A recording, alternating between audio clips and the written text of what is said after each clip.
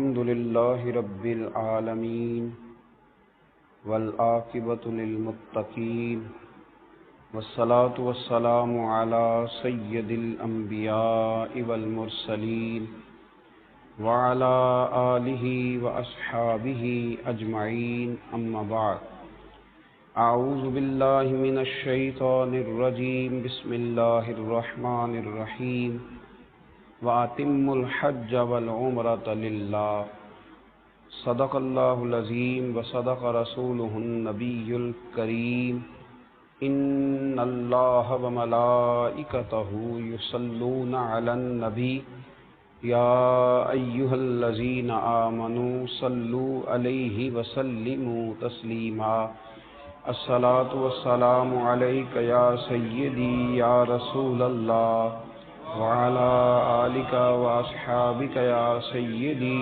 يا حبيب الله الصلاة والسلام عليك يا سيدي يا رحمة للعالمين وعلى آلك وأصحابك يا سيدي يا خاتم النبيين اللهم صل على سيدنا ومولانا محمد معدن الجود والكرم وآله وصحبه وبارك وسلم۔ حمد و صلات کے بعد آج کی اس نشست میں ہم اسلام کی بہت بڑی عبادت حج بیت اللہ کے فضائل بیان کریں گے۔ کسی بھی چیز کے فضائل کو بیان کرنے سے مقصود یہ ہوتا ہے کہ لوگوں کے دلوں میں اس چیز کے لیے جذبہ پیدا ہو، شوق پیدا ہو، تڑپ پیدا ہو، اور انسان کے دل کا، اس کی روح کا اور اس کے مزاج کا میلان اس چیز کی طرف بڑھ جائے۔ اور فضائل کو اس لیے بھی بیان کیا جاتا ہے کہ وہ لوگ جو اللہ تبارک و تعالیٰ کے گھر کا قصد اور ارادہ رکھتے ہیں اور جو اس جانب سفر کر رہے ہیں، ان کے دلوں میں یہ بات پیدا ہو کہ وہ کتنے عظیم کام کے لیے جا رہے ہیں، اور انہیں یہ احساس پیدا ہو کہ اللہ تبارک و تعالیٰ نے انہیں کتنی بڑی نعمت سے سرفراز فرمایا ہے۔ حج اسلامی عبادات کے اندر ایک بہت بڑی عبادت ہے۔ قرآن مجید فرقان حمید سورۃ البقرہ کے اندر اللہ کریم نے فرمایا وَأَتِمُّوا الْحَجَّ وَالْعُمْرَةَ لِلَّهِ، فرمایا پورا کرو حج اور عمرہ اللہ کے لیے، اللہ کی رضا کے لیے حج اور عمرے کو پورا کرو۔ اس میں تمہاری رضا، تمہاری نیت، تمہارا ارادہ فقط اللہ تعالیٰ کی رضا کا ہونا چاہیے۔ ویسے تو تمام اسلامی عبادات کا ماحصل اور ان کا فلسفہ یہی ہے کہ اس میں اللہ تعالیٰ کی رضا کو پیش نظر رکھا جائے، لیکن یہاں حج اور عمرے کے معاملے میں بالخصوص جس چیز کی طرف زیادہ توجہ دلائی گئی وہ یہ ہے کہ تم نے یہ کام للہ، اللہ کے لیے کرنا ہے۔ یہ ایک ایسی عبادت ہے جس کا بہت زیادہ لوگوں تک خبر پہنچ جاتی ہے کہ فلاں آدمی عمرے کے لیے جا رہا ہے، حج کے لیے جا رہا ہے، ڈھیر سارے لوگ اس سے آگاہ ہو جاتے ہیں۔ ظاہر ہے انسان کو ڈیوٹی سے چھٹی کرنی ہے، جو روٹین کے وہ کام کرتا ہے وہ سارے کام اس نے چھوڑنے، گھر کے اندر وہ موجود نہیں ہے، گلی محلے کو، آنے جانے والے احباب کو جن سے وہ روز ملتا تھا، ان سب کو خبر ہو جاتی ہے کہ وہ حج کے لیے یا عمرے کے لیے گیا ہوا۔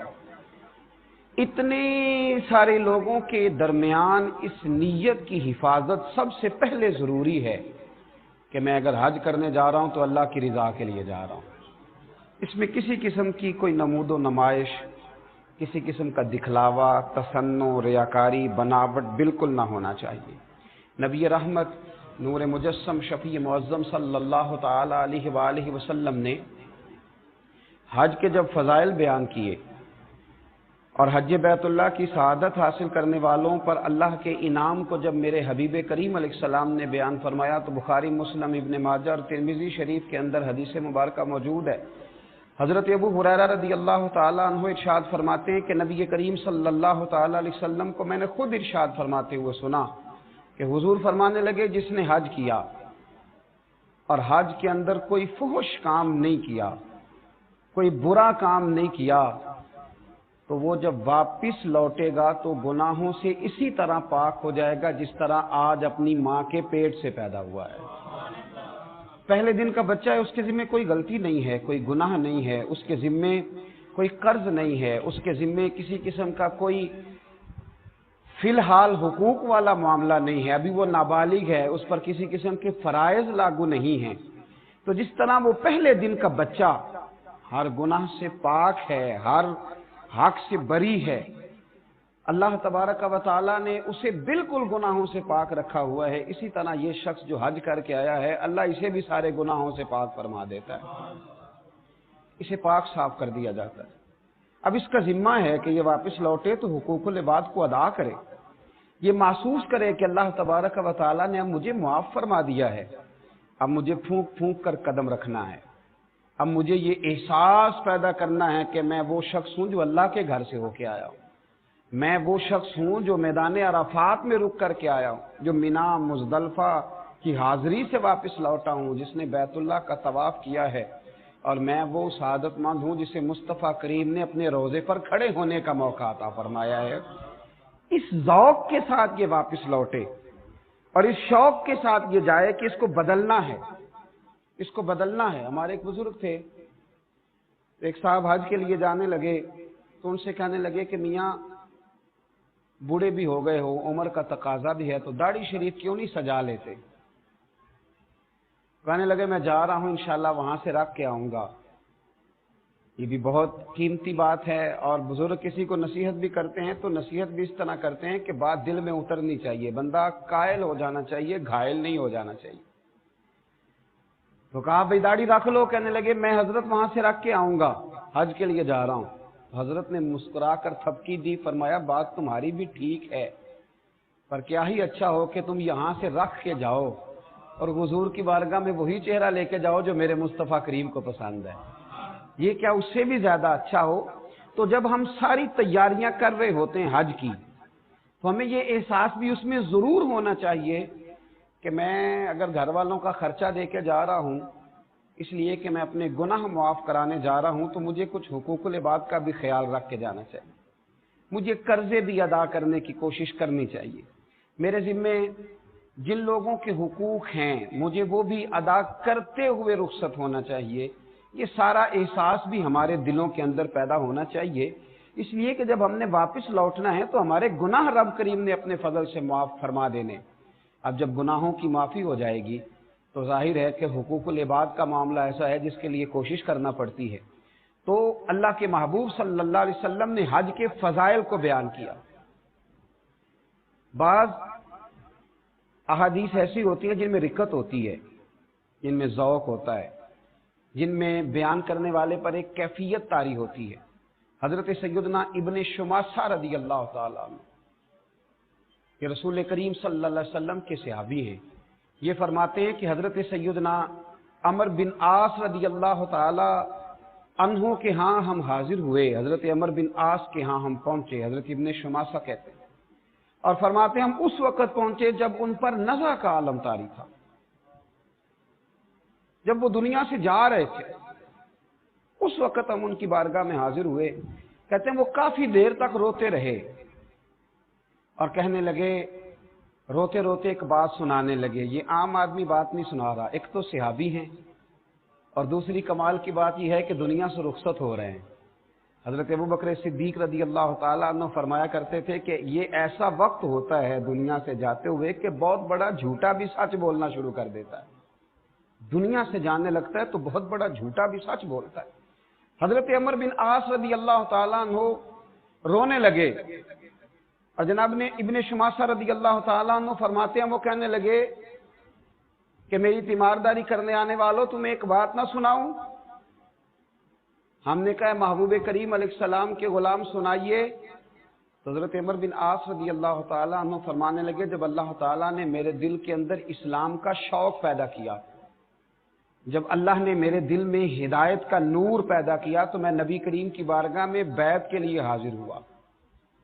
فرماتے ہیں میں نے حضور کی بارگاہ میں عرض کی یا رسول اللہ میں کلمہ پڑھنے آیا، مجھے بیعت اسلام کی سعادت عطا کریں۔ تو کہتے ہیں نبی کریم علیہ الصلوۃ والسلام نے مجھ سے فرمایا ہاتھ بڑھاؤ۔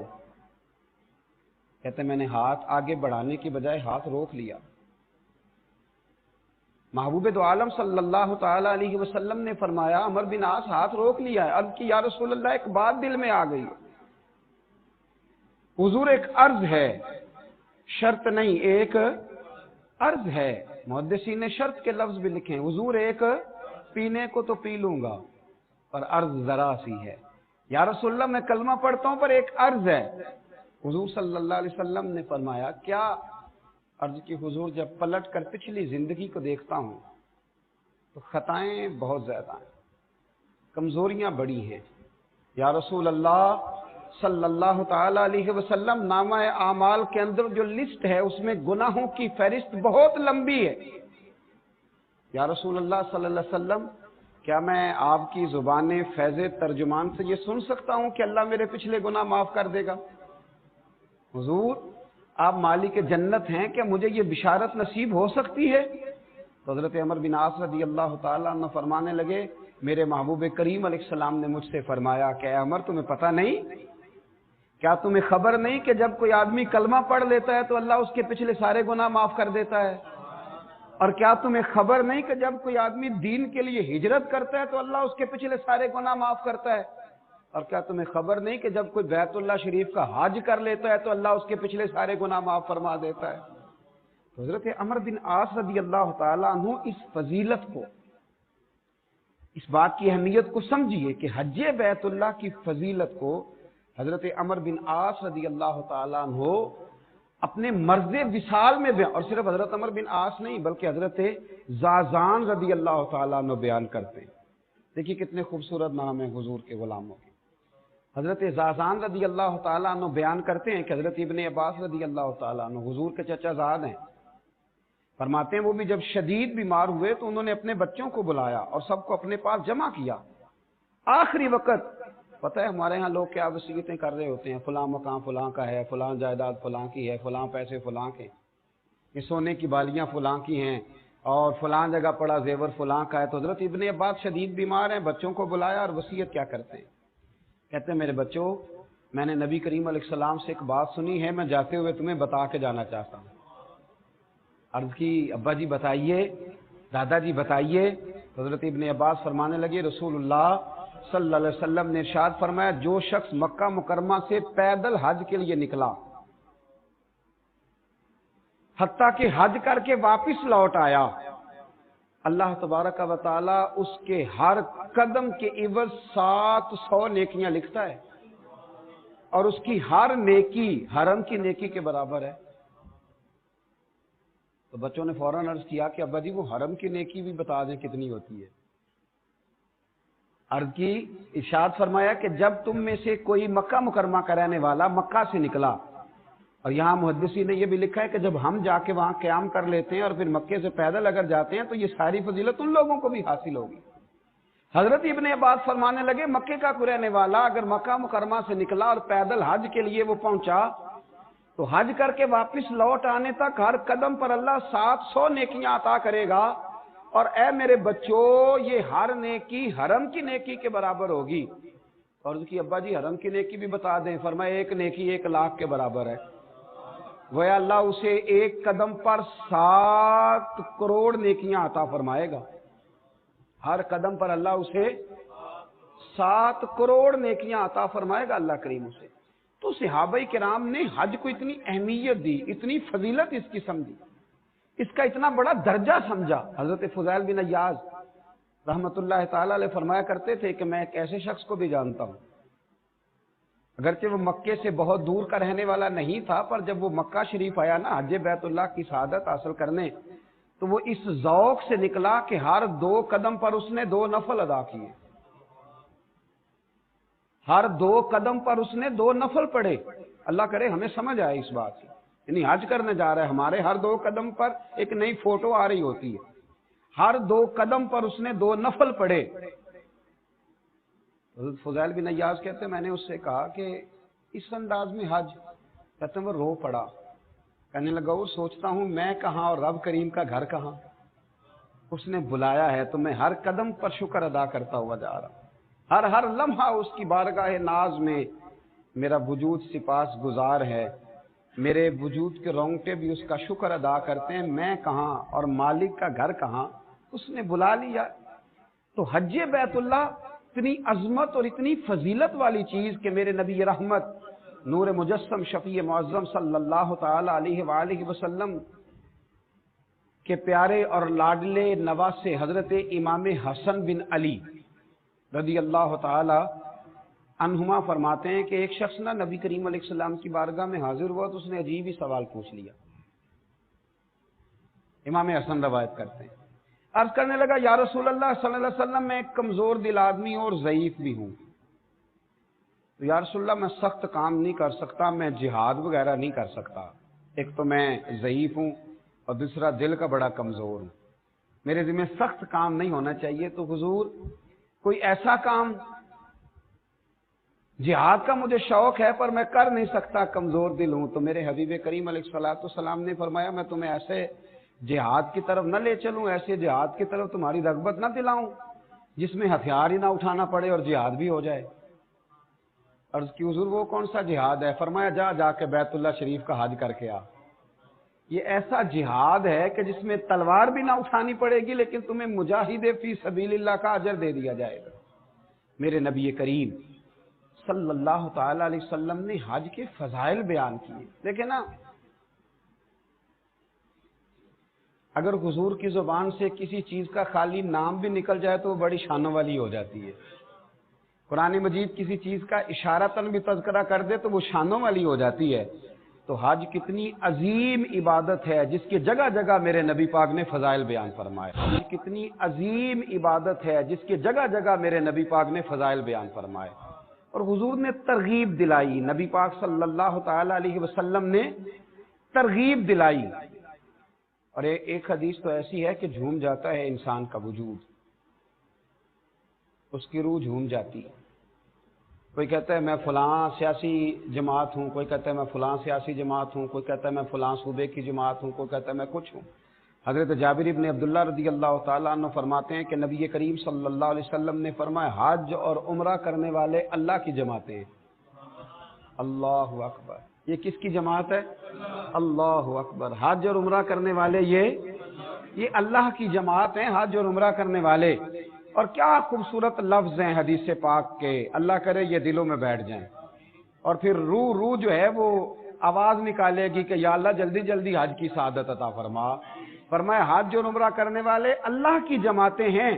فرمایا اللہ ان کو بلاتا ہے, یہ حاضر ہوتے ہیں, تو وہ جو اس سے مانگتے ہیں رب اپنے فضل سے انہیں عطا کرتا ہے. یہ اللہ کی جماعتیں ہیں, اللہ بلاتا ہے تو حاضر ہوتے ہیں, اور پھر جو مانگتے ہیں رب اپنے فضل سے. اور ایک حدیث پاک میں تو حضور صلی اللہ تعالی علیہ وسلم نے یوں بھی ارشاد فرمایا جب صحابہ کرام علیہم رضوان نے عرض کیا نا یا رسول اللہ صلی اللہ علیہ وسلم حج کی فضیلت کیا ہے؟ نبی پاک علیہ السلام نے فرمایا کہ اللہ تعالیٰ کے پیغمبر حضرت داؤد علیہ السلام نے اللہ کی بارگاہ میں عرض کیا تھا الہی تیرے بندے تیرے گھر کی زیارت کو جب آتے ہیں تو انہیں کیا اجر عطا فرماتا ہے؟ یہ جو آ گئے اتنے سارے, تو انہیں کیا اجر عطا کرتا ہے؟ اتنے سارے بندے تیری بارگاہ میں حاضر ہو گئے تو کیا اجر عطا کرتا ہے؟ اللہ اکبر. تو اللہ کریم نے فرمایا کہ ہر زائر کا حق ہوتا ہے کہ جس کی زیارت کرنے آیا ہے اسے کچھ نہ کچھ عطا کرے. فرمایا اے داؤد ان بندوں کا مجھ پر حق ہے, یہ اس کی شان کریمی ہے, ورنہ اس پر کس کا حق ہے؟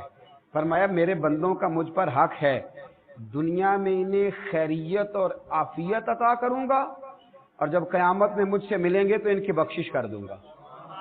یہ جو میرے گھر کی حضرت فضیل بن عیاض ایک بڑی شاندار بات کرنے لگے. ایک دن حاجیوں کے نا بہت بڑے جھرمٹ کو دیکھا, بہت بڑا رش دیکھا حضرت فضیل بن عیاض, تو رونے لگے. ایک صاحب قریب کھڑے تھے تو کہنے لگے حضور آپ رو کیوں رہے ہیں؟ تو آپ فرمانے لگے دعائیں ساری قبول ہو گئی ہیں اس لیے رو رہا ہوں.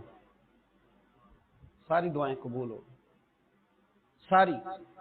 اس نے کہا حضرت آپ کو کیسے پتا چلا ساری دعائیں قبول ہو گئی؟ فرمایا مجھے اپنے رب کی رحمت اور اس کا کرم نظر آ رہا ہے, دعائیں قبول ہو گئیں. کہا کس طرح؟ آپ فرمانے لگے یہ ہزاروں لاکھوں لوگ آئے ہیں, مجھے بتلاؤ اتنے لوگ اکٹھے ہو کہ اگر کسی دنیا دار کے دروازے پہ جائیں گے تو وہ مانے گا کہ نہیں مانے گا؟ وہ شخص بھی رونے لگا, کہنے لگا حضور بالکل مانے گا. تو فرمایا ہم تو رب کریم کے دروازے پہ آئے ہیں, وہاں تو ایک بندہ جا کے آنسو بہا دے تو وہ مان لیا کرتا ہے، ہم تو لاکھوں ہزاروں آئے ہیں۔ میرے دل میں احساس پیدا ہوا ہے کہ رب سب کی دعائیں قبول فرمائے گا، سب پر فضل کرے گا، سب کے لیے رحمت فرمائے گا۔ حج اتنی بڑی سعادت ہے، اتنی بڑی نعمت ہے، اتنی بڑی عظمت ہے، بس حاجی کو سمجھنا چاہیے، ان فضائل کی روشنی میں اسے خیال کرنا چاہیے کہ میں کون ہوں، میرا مقام کیا ہے، مجھے بلایا گیا ہے، مجھے دعوت دی گئی، میں اللہ کی بارگاہ میں حاضر ہو رہا ہوں، میں کسی معمولی سفر پر نہیں جا رہا، میں کسی عام فلائٹ پہ سوار نہیں ہوں، یہ کوئی عام سا روٹین کا کوئی ماحول نہیں ہے، میں وہ ہوں جسے رب کریم نے اپنی بارگاہ ناز میں حاضر ہونے کا موقع دیا ہے۔ میں اس کے گھر کا دیدار کروں گا، میں اس کے گھر کی زیارت کروں گا، میں حجر اسود کے بوسے لوں گا، میں آب زمزم کے جام پیوں گا، میں جب عرفات میں جاؤں گا تو رب کریم سارے گناہوں کو معاف فرمائے گا، میں اس کی بارگاہ ناز میں حاضر ہونے کے لیے جا رہا ہوں۔ میرے نبی کریم رؤوف الرحیم سید عالم صلی اللہ علیہ وسلم نے فرمایا، اللہ حاجی کی بھی مغفرت فرماتا ہے، اور حاجی جس کے لیے دعا کرتا ہے اللہ اس کی بھی بخشش فرماتا ہے۔ اب دیکھیے نا، میدان عرفات میں جو سب سے زیادہ کرنے والا کام ہے وہ دعائیں کرنے والا ہے۔ میدان عرفات کی کوئی لمبی چوڑی عبادت نہیں ہے، 2 رکعتوں کی نماز ظہر ہے، 2 رکعتوں کی نماز عصر ہے، وہاں کرنا کیا؟ دعا، کھل کے دعا، کھل کے۔ حضرت ابراہیم ابن ادم کو لوگوں نے دیکھا کہ اتنی دعائیں مانگتے اور ایک دعا جب ایک دفعہ مانگ لیتے تو دوبارہ اس کو دہراتے ہی نہیں۔ میدان عرفات میں مانگتے جا رہے ہیں ایسے جیسے سامنے لسٹ کھلی ہوئی ہے۔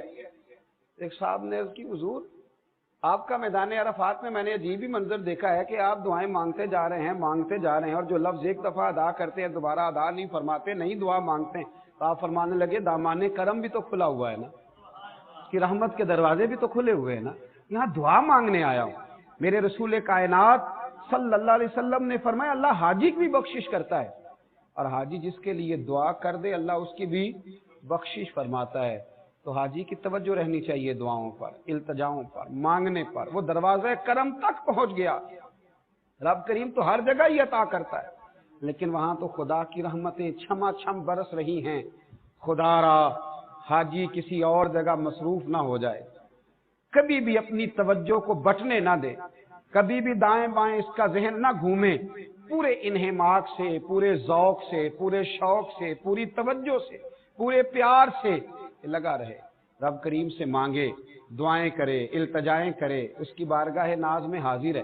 میرے رسول کریم رؤوف الرحیم سید عالم صلی اللہ تعالی علیہ وسلم نے فرمایا، ترغیب و ترہیب میں موجود ہے، فرمایا حاجی اپنے اہل خانہ میں سے 400 افراد کی سفارش کرے گا قیامت کے دن، 400 افراد کی سفارش کرے گا، 400 افراد کی۔ اصل میں بات بہت بڑی کر دی ہے میں نے، 4 آدمی کو کوئی بندہ نوکری لگوا دے تو اس کا چرچا ہو جاتا ہے، جب 4 لوگوں کو حفظ کرا دیا جائے یا 4 بچوں کو عالم بنا دیا جائے تو اس کے پوسٹر چھپتے ہیں اور جگہ جگہ لگتے ہیں۔ اور یہ کوئی عام فرمان نہیں، یہ مصطفیٰ کریم علیہ السلام کا فرمان ہے، آپ معمولی بات سمجھتے ہیں۔ اور آپ جب الجھے ہوئے ہوں، جب آپ پریشان ہوں، جب آپ تکلیف میں ہوں، جب آپ آزمائش میں ہوں، اس وقت جو تسلی کا بول دے اس سے بھی پیار ہو جاتا ہے۔ میدان محشر سے بڑی بھی کوئی آزمائش ہوگی، قیامت کی سختیوں سے بڑا بھی کوئی منظر ہوگا، جہاں قرآن کہتا ہے کہ ماں بیٹے کو، باپ بیٹے کو، قرآن و سنت بتاتا ہے بھول جائیں گے لوگ ایک دوسرے کو۔ اس مقام پر حاجی اپنے آپ کو معمولی نہ جاننا، خبردار کہیں اور نہ کھو جانا، خبردار تیری تصویریں اور تیرا دنیا کو بتلانا اور تیرا ریاکاری اور تصنع کہیں تیرا ذوق نہ ضائع کر دے۔ سمجھ اس بات کو، مدینے کے چاند نے فرمایا ہے، آمنہ کے پیارے لال نے ارشاد فرمایا ہے، حضور علیہ السلام نے فرمایا، لوگو تمہارا وہ مقام ہے کہ اپنے اہل خانہ میں سے، اور میں تو کہتا ہوں اللہ کی رحمت سے بعید نہیں ہے، دوست احباب میں سے بھی، کہ اس کا کرم ہے، اس کی رحمت ہے۔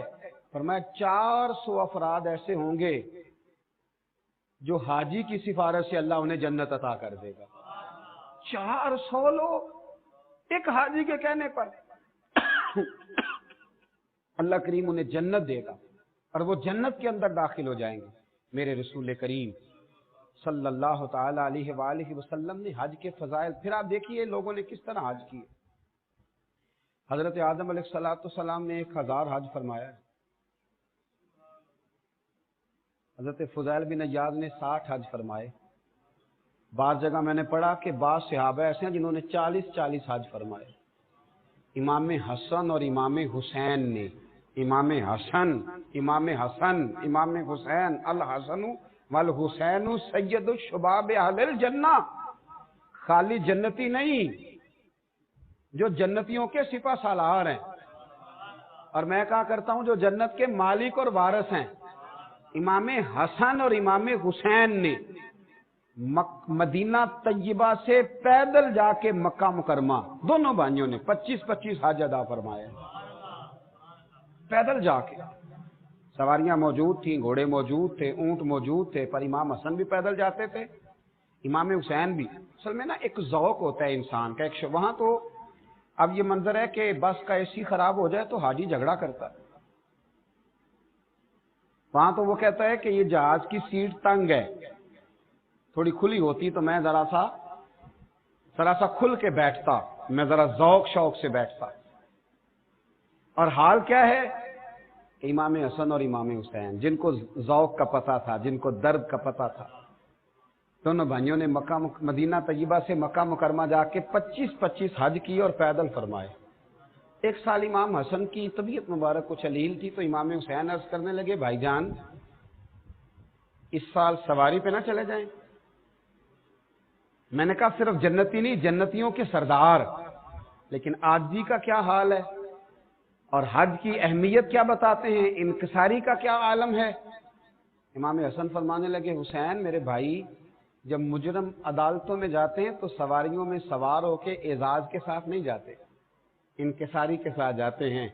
मैं मालिक की बारगाह में हाजिर हो रहा हूं तो आजी के साथ जाना चाहता हूं, इनकिसारी के साथ जाना चाहता हूं। मेरे नबी करीम अलैहिस्सलाम ने फरमाया, ये भी तरगीब व तरहीब में मौजूद है। हुजूर ने फरमाया, जब लाखों लाख हाजी मैदान अरफात में जमा होते हैं, करोड़ोंपति भी होते हैं, बादशाह भी होते हैं, मालदार भी होते हैं, आलिम भी होते हैं, सूफी भी होते हैं, दरवेश भी होते हैं, मुहद्दिस भी, मुहक्किक भी, मुफस्सिर भी। फरमाया जब मैदान अरफात में जमा होते हैं तो जाहिर है इहराम बांधे हुए हैं, सफर करके आए हैं, गर्द भी पड़ जाती है। रब करीम अरफात के रोज फरिश्तों से पूछता है, बताओ भला ये मेरे बंदे क्या लेने आए। तुमने तो कहा था ना, आता जालू फीहा मैं युफ्सिदु फीहा, क्या तू उसे बनाएगा जो जमीन में फसाद करेगा। गोया क्या लेने आए हैं। मालदार भी हैं, साहिब इल्म फजल भी हैं, और घर में आरामदेह बिस्तर मौजूद था, क्या लेने आए। फरिश्ते अर्ज करते, मालिक ये तुझे राजी करने आए। इनकी दाढ़ियों पे गर्द पड़ गई, इनके वजूद थकावट से चूर हो गए, अपनी मर्जी का खाना ना खा सके, अपनी तबीयत के मुताबिक सो न सके, पर तुझे राजी करने आए हैं। तो रब करीम फरमाता, फिर गवाह हो जाओ, मैंने इन सब की बख्शिश कर दी है, मैंने इनके गुनाहों को माफ कर दिया, मैंने इन्हें माफ कर दिया है इसलिए कि ये मेरी खातिर आए, इसलिए कि ये मुझे राजी करने के लिए आए हैं। मेरे रसूल करीम सल्लल्लाहु ताला अलैहि वसल्लम ने हज और उम्रे के फजाइल के हवाले से हर पहलू को जाहिर है इंसान सफर करने के लिए निकला है, रास्ते में कुछ भी हो सकता है। तो मेरे नबी करीम अलैहिस्सलाम ने वहां भी वजाहत बयान की, हुजूर ने वहां भी हमें इरशाद फरमाया। नबी करीम अलैहिस्सलाम फरमाने लगे, हजरत अबू हुरैरा फरमाते हैं कि हुजूर फरमाने लगे, जो शख्स हज के इरादे से चला फिर रास्ते में फौत हो गया, हज या उम्रे के इरादे से निकला और रास्ते में फौत हो गया, इंतकाल कर गया, तो हुजूर फरमाते हैं उसके लिए कयामत तक बार बार हज उम्रा करने का अजर लिखा जाता है। कयामत तक उसके लिए, तो अल्लाह के रास्ते में था ना, बार बार उसके लिए, बार बार, यानी वो हज ही करता चला जाएगा। वो यूं समझिए कि उम्रे में ही है, वो यूं समझिए कि उसी हालत में है, वो उसी तरह अल्लाह की बारगाह में हाजिर है। और پھر بخاری مسلم میں، ابن خزیمہ میں، دیگر کتب احادیث میں ایک ایسی حدیث بھی ہے جو کلیجہ ٹھنڈا کرتی ہے، جو روح کو توانا کرتی ہے اور اس مضمون کو مزید مضبوط کرتی ہے، مستحکم کرتی ہے، اور حج اور عمرے کی فضیلت کو دلوں میں اور زیادہ جگہ دیتی ہے۔ حضرت ابن عباس رضی اللہ تعالیٰ عنہ فرماتے ہیں کہ رسول اللہ صلی اللہ علیہ وسلم کے ساتھ میدان عرفات میں ایک صاحب وقوف کیے ہوئے تھے۔ وقوف کا مطلب ٹھہرے ہوئے تھے، میدان عرفات میں وقوف ہوتا ہے۔ وقوف کیے ہوئے تھے، اچانک اپنی سواری سے گرے اور اس کے کچلنے کے سبب انتقال کر گئے۔ ایک روایت میں یوں بھی ہے کہ وہ آ رہے تھے اور اچانک گرے، گردن کے بل تو انتقال کر گئے، اور ایک حدیث میں یوں ہے بخاری مسلم میں کہ وہ سواری سے گرے، پھر سواری ان کے اوپر سے گزری، کچل دیا اس نے، ان کا انتقال ہو گیا۔ رسول اللہ صلی اللہ علیہ وسلم نے فرمایا انہیں پانی اور بیری کے پتوں سے غسل دو اور 2 کپڑوں میں کفن دو، اور ان کے سر کو نہ ڈانپنا، سر کو نہ ڈانپنا۔ کیوں بھلا؟ احرام کی حالت میں سر ڈانپنا منع، ان کے سر کو نہ ڈانپنا، اور فرمایا خوشبو بھی نہ لگانا۔ کیوں؟ محدثین لکھتے ہیں حالت احرام میں خوشبو لگانا بھی، سر کو نہ ڈانپنا، خوشبو نہ لگانا۔ اور حضور صلی اللہ علیہ وسلم نے فرمایا بے شک یہ قیامت کے دن جب اٹھیں گے تو لبیک لبیک کہتے ہوئے اٹھیں گے، ان کی زبان پہ جاری ہوگا لبیک اللہم لبیک لبیک لا شریک لک لبیک ان الحمد والنعمت لک والملک لا شریک لک لبیک لبیک اللہم لبیک لبیک لا شریک لک لبیک ان الحمد والنعمت لک والملک لا شریک لک لبیک لبیک اللہم لبیک لبیک لا شریک لک لبیک ان الحمد والنعمت لک والملک لا شریک لک لبیک۔ فرمائیے لبیک پڑھتے ہوں یہ اسی ذوق سے اٹھے، اسی درد سے اٹھیں گے۔ ذرا ایک منظر تو بتائیے، جب لوگ قبروں سے خوف کے عالم میں اٹھیں گے، وَإِذَا الْقُبُورُ بُعْثِرَتْ، اور جب قبریں کریدی جائیں گی تو ایک شخص حالت احرام میں اٹھے، ایک شخص حالت احرام میں اٹھے اور لبیک لبیک کہتا ہوا اٹھے۔ یہ چند سال پہلے حج سے کچھ 4-5 مہینے کے بعد ایک بزرگوں کی میت ملی میدان عرفات سے، لیکن وہ لوگ بتاتے ہیں کہ کتنے مہینے گزر گئے، احرام بھی اسی طرح وجود پہ ہے اور چہرہ بھی تر و تازہ ہے۔ بہت مہینوں کے بعد میت ملی، تو رب کریم نے بتلایا کہ جو احرام کی حالت میں میدان عرفات میں چلا جائے، اگر باہر اس کا وجود سلامت ہے تو اندر بھی سلامت ہی رہے گا۔ اور حضور علیہ السلام کا یہ فرمان، اس کی صداقتیں کہ یہ شخص اپنی قبر سے بھی لبیک لبیک کہتا ہوا ہی اٹھے گا۔ تو جو اس رستے میں گیا، جو اس راہ چلا، جو اللہ تبارک و تعالی کے رستے کا مسافر بنا، اس کا اعزاز دیکھیے، اس کی شان دیکھیے۔ حاجی کو یہ سمجھنا ہے سب سے پہلے، اس کے لیے یہ بات ضروری ہے، اس کو یہ ازبر کرنا ہے، اس کو یہ سمجھنا ہے کہ میں اصل میں ہوں کون۔ دیکھیے جب انسان اپنا منصب سمجھ لیتا ہے، جب وہ اپنا معیار سمجھ لیتا ہے، پھر ذرا اس کے رویوں میں تبدیلی آتی ہے۔ حاجی کو یہ سمجھ لینا چاہیے کہ میں اللہ کی جماعت میں سے ہوں، میں وہ ہوں جسے رب کریم نے بلایا ہے، میں وہ ہوں جسے اس نے اتنے سارے لوگوں میں سے چنا ہے۔ بہت بڑی سعادت ہے۔ دعا فرمائے اللہ ہم سب کو موقع عطا فرمائے اور یہ ساری فضیلتیں اللہ ہمیں نصیب فرمائے۔ آخر دعوانا الحمدللہ رب العالمین۔